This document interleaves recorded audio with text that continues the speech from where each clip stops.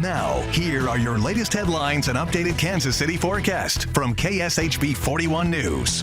I'm Kevin Holmes with KSHB 41 News. Here are your headlines for Tuesday, May 3rd. Our KC on the Clock coverage explores every angle of the NFL draft coming to Kansas City next year. One of the questions a lot of viewers have asked is how the city plans to keep everyone safe with hundreds of thousands of people expected to attend.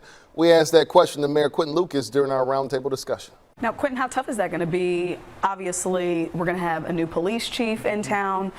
What does it look like getting public safety up to speed for the biggest event? I mean, this is the first time your city's hosting the draft. You know, I think we have the fortune of having some background when you look at the parades. In particular, our Chiefs Super Bowl parade, we learned so much from the Royals parade before.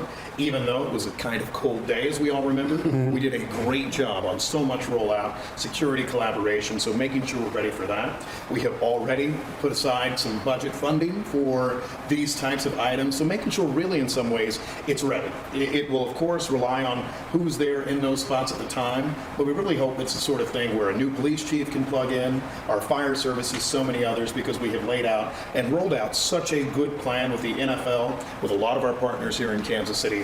And we like to say this is the sort of thing we do in Kansas City these days. This is the sort of thing we do in Kansas City. You can find more of that conversation online at KSHB.com.